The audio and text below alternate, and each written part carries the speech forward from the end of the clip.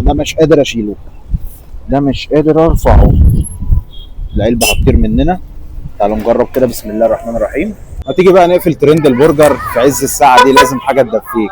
وانا النهارده في محطة الرمل قدام الوحش برجر علشان نجرب البرجر بتاع الوحش اللي الناس كلها بتتكلم عليه. الوحش برجر اللي ما يعرفوش مكانه في اول شارع صفية زغلول وانت داخل من على البحر. هو المحل اللي في وشك ده جنب سانتوس على طول، والشارع اللي هو بيطلع على سينما امير. وزي ما انتم شايفين الفاتوره اهو، طلبنا كريمي رانش بسعر 170 جنيه وبيكون مشروم كينج ب 190. احنا طلبنا الاوردر الساعه 7 38 دقيقه، نشوف الاوردر هياخد وقت قد ايه على بال ما يطلع لنا. زي ما قلت لكم طلبنا الاوردر الساعه 7 38 دقيقه، جالنا 8 بالظبط. هو قال لي ربع ساعه، يعني قول 20 دقيقه تمام مقبول بالنسبه للزحمه بصراحه. مقارنه باماكن ثانيه بتتعمد ان هي تعمل زحمه وتوقفك، فلا انا مبسوط.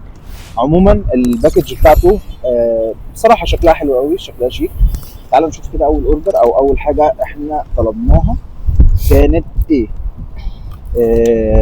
الكومبو هو بيجي معاه البيبسي او الكولا، يعني كل واحد بيجي معاه واحده كولا. تعالوا نشوف بقى الحاجه اللي احنا طلبناها. ده شكل الساندوتش بصراحه عملاق عملاق عملاق كبير قوي. واو واو، ايه العيش ده. اللقمه جميله جدا جميله جدا، طريه جدا قوي فوق ما تتخيلوا. لا يعني بصراحه كلمه فريش دي شويه، تقريبا لسه جاي حالا.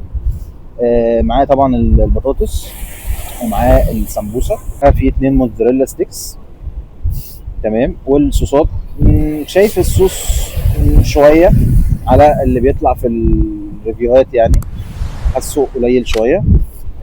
سمك اللحمه كويس، تسويتها كويسه مقبوله. هنا في الخيار والبصل والطماطم والخس، خس حلو جدا. وفي صوص البيك تيستي تحت برضو كويس الى حد ما. دول البطاطس كده بسم الله الرحمن الرحيم، حلوه حلوه وسخنه، لا جميله. تعالوا ندوق السمبوسه. السمبوسه حلو جدا، سخن لسه طالع اصلا. تعالوا ندوقه. واو. طعم جميل قوي. هو محشي جبنه، انا مش عارف بصراحه دي جبنه موتزاريلا ولا جبنه ايه، بس طعمها حلو قوي. بص شكله من جوه كده هش وجميل جدا، طعمه حلو. تعالوا ندوق الساندوتش. كنت بتمنى يجيب جلافز مع الاوردر، مش عارف في جلافزات جوه ولا لا. تقريبا في.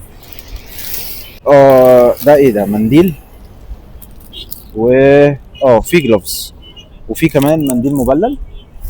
تعالوا بقى نجرب الساندوتش بعد ما لبسنا الجلافز وظبطنا دنيتنا. لا عملاق يا جدعان، عملاق يا جدعان، ايه ده. بسم الله الرحمن الرحيم. بصوا الساندوتش قد ايه عملاق. يلا تعالوا نجرب كده ونقول بسم الله يا رب. بس العلبه دي ما تطيرش عشان احنا الدنيا ساقعه جدا. بسم الله الرحمن الرحيم. واو بجد طعم البرجر جامد جدا. طعم الشوا باين قوي فيه، هو شوي على الفحم، فطعم اللحمه جميل جدا. تتبيلتها حلوه قوي، ما فيهاش حاجات كتير.